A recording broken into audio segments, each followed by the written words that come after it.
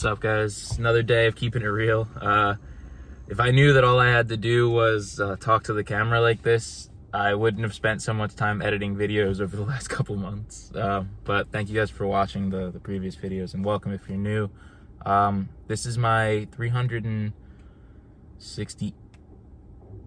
day. See, the numbers start to blend together. It's my 369th day clean from a gambling addiction, and I've been just kind of keeping it real for a little bit during the day and talking about what the recovery journey and what the process looks like on a day-to-day, because I make a lot of videos about like how to get clean, what to do, like the steps kind of what to do, but no one really shows you what it looks like because it's not always pretty. It's not really marketable in any way. So half of you might have already dipped off the video, and that is what it is. You know, I'm just here to keep it real and tell you that recovery is stale sometimes. It's kind of mundane at times, but hey, we're living. It's one day at a time, and every single day that I'm not gambling, not actively in addiction, not using, I'm feeling good.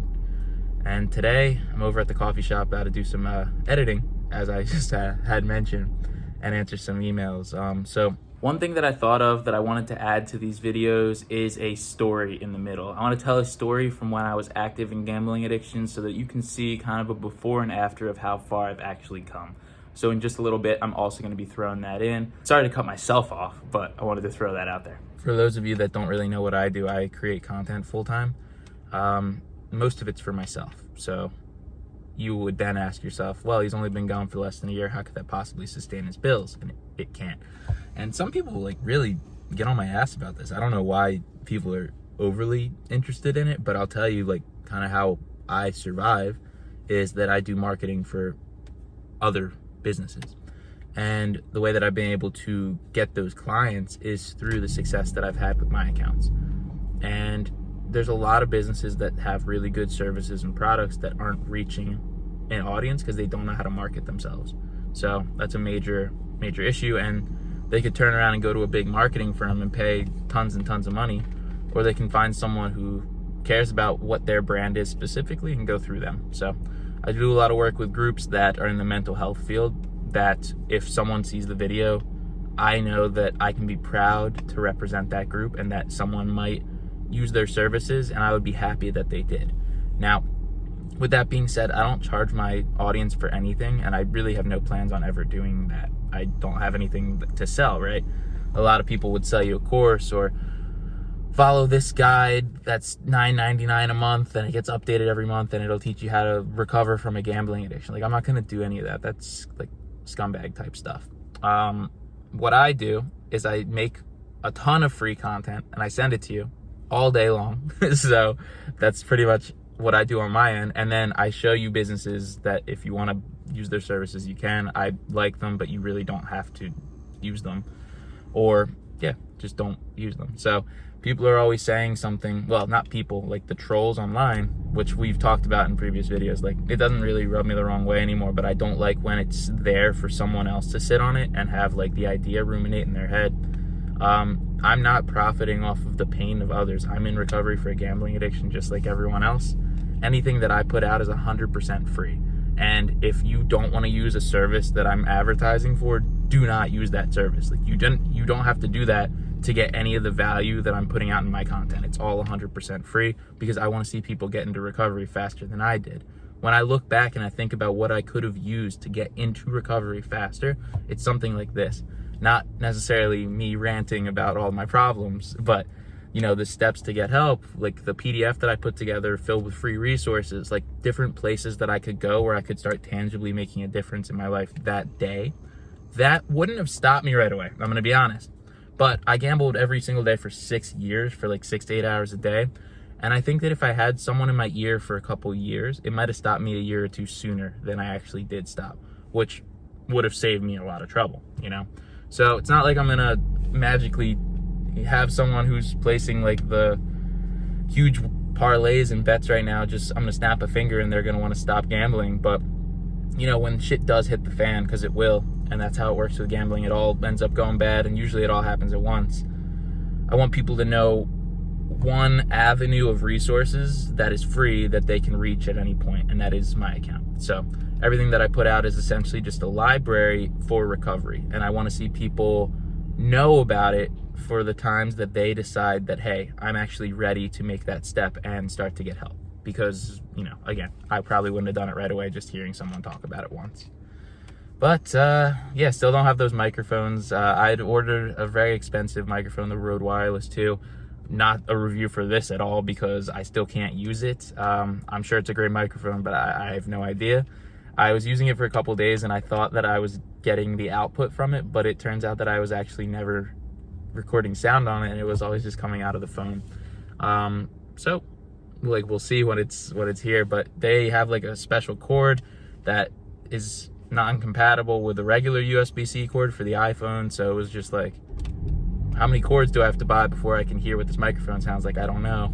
But it's coming in, and honestly, I'm still happy to just be able to have these conversations with you guys, even though I'm, not driving around. I have to sit still so the car doesn't overwhelm the noise on the phone. And it already still makes noise because I'm in a Prius again, and it's just a loud car.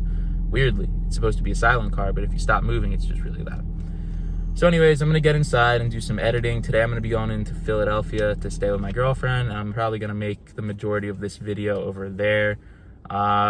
With that being said, today's a good day. It's the morning. We have a chance to make it a good one. I hope that whenever you're seeing this video, whatever you're about to get up to, go and pursue it with some passion. Even though we're not LeBron going out for game 7, playing hype music before the game, we still have something in our lives where we are an expert at it and what we are pursuing as our passion. And if you don't have that, then that's where you should start, because my passion is this content. I love creating. I love expressing my ideals, and I love helping people get into recovery. That's really why I'm doing it. So whatever it is that you're about to pursue today, let's get after it, and I'll get back to you when I get to Philadelphia. Peace. What's up, guys? I'm out in Philadelphia now. If you've ever watched some of my videos before, this background's probably going to be pretty familiar to you. I'm chilling at my girlfriend's house. I'll show you a clip of the city as well when I flip the camera around. But yeah, came out here. We're going to be out here for a little while and going to be doing work here. So I'll probably be bouncing around in different spots in the city. When I was in the middle of my gambling, I came up with this idea that I wanted to move to Philadelphia for a while to change the scenery, get a change of environment, change of pace. Because when you're constantly in the same places, in the same situations, it's easy to revert back to what you've always done. And for me, that was definitely gambling back in, February of 2022 onwards. So I moved out to Philly to try to change the scenery, and it wasn't until November the 12th that I realized that I actually hadn't done the self-exclusions in Pennsylvania. I think that's a major problem right now, is that if you want to exclude from casinos and sports books, you have to do it on a per state or per casino basis, depending on where you're at. And that creates a lot of problems in the sense that, you could walk 15 minutes theoretically and be able to gamble, even if you've just excluded yourself where you live. So it just provides a lot of loopholes, and it's just kind of like this half-assed thing that casinos can say, oh, well, we let you ban yourself, so it's not our fault that you're still hooked. We need better regulations, and we need a nationwide blanket self-exclusion program. I don't know if you guys have ever given that thought, but it's something that they're doing in countries like the UK and Australia. And although it's not a perfect system, although it still requires the individual to take the action rather than being helped, it's a step in the right direction to put that blanket in place. Another thing that happened to me today, which I could show DM, I'll put in the DM of what it was, but there was a guy that was posing as Eddie from Stake. So for those of you that don't know, Stake is an online cryptocurrency casino. One of their founders was named Eddie, and he had me fooled for a couple minutes. It was one of those things where they changed the username ever so slightly to make you think it's the real thing. And I thought for a couple minutes, oh, this could be legit. But the DM was pretty funny. They were trying to scam me, I guess, into saying something like, yeah, I'll promote gambling on my account. I was like, hey, if you want to talk about gambling addiction and how many people on your website are going to end up losing their life over gambling, then sure, hit me up. Let's see what we can make to help people out. But it was just some scammer. But I'll drop the DM in right here, probably in the video, just for your enjoyment, because it cracked me up.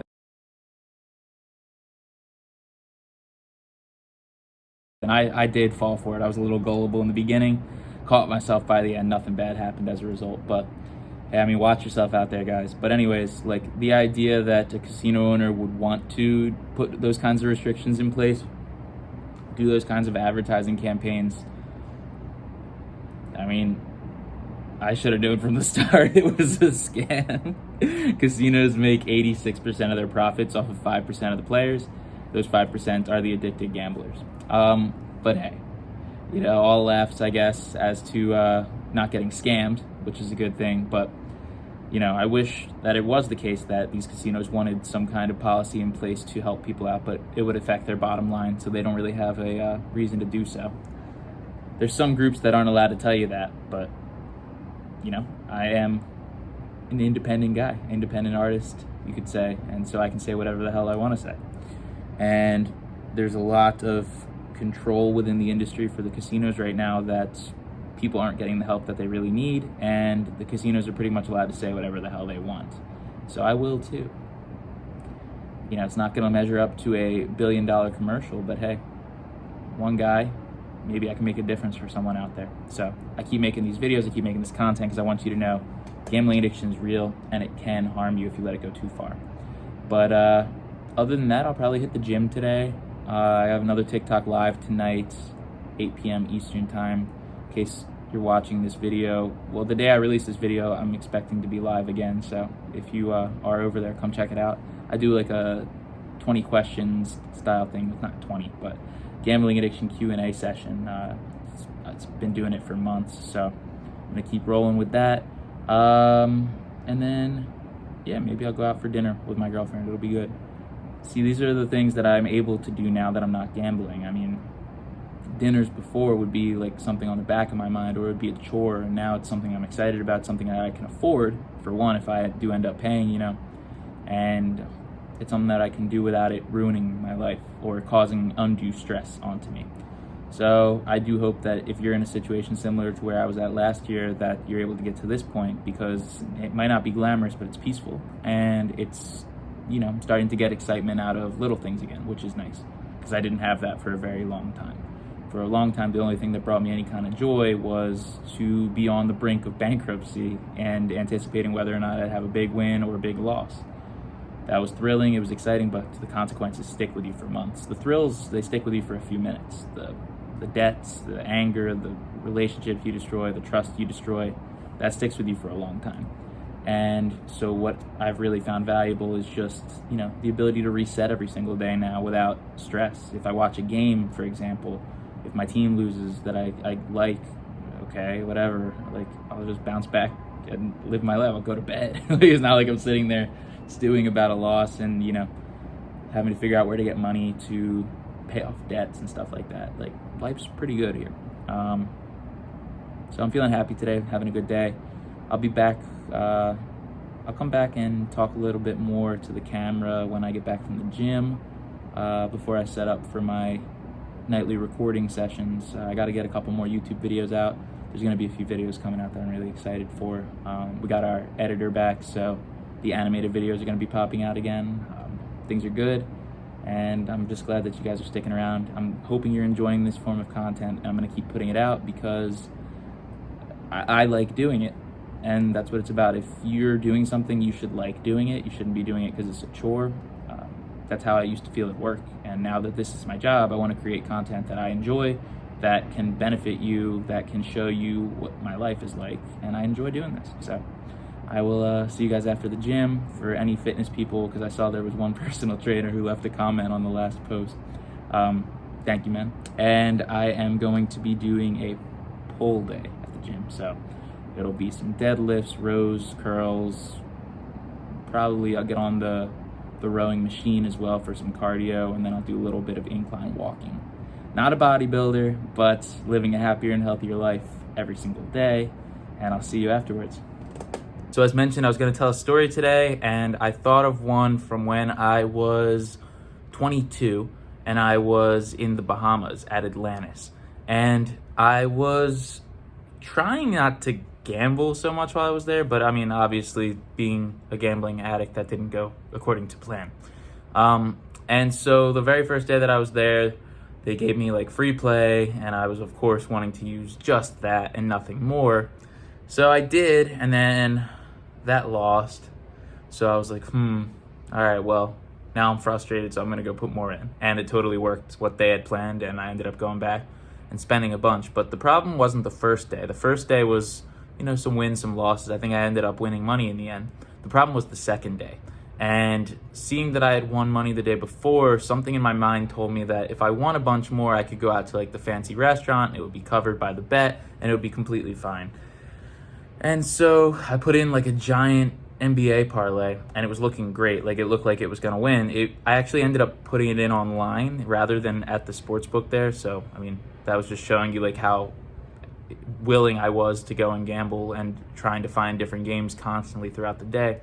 But I ended up putting money on the NBA parlay, and the last team that needed to win was the Knicks, and they were winning by like 15 in the third quarter, and I could have cashed it out for like 95% of the value, but I was like, I need to wait and get that last 5%.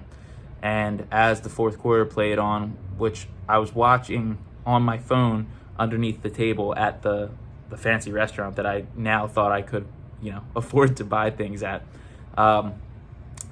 I saw that things started to go really badly. So not only did I ruin the dinner that I ended up having to pay for as well, but the Knicks ended up blowing that 15, 13, whatever point lead it was in the fourth quarter and losing that game. I think it was against the Timberwolves, but I can't quite remember.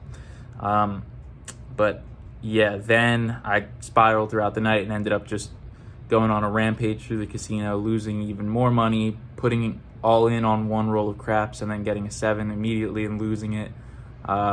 So it was not a great night, but it goes to show you how quickly things can spiral out of control, is that within a 24-hour span, I went from having won money to having to borrow money to even afford the taxi home. And this was at a resort that I was excited to stay at, but the reason I was able to stay there is because it was paid for by Caesars, because they wanted me to come and gamble in the casino. So another example of free play turning into a great investment for the casino.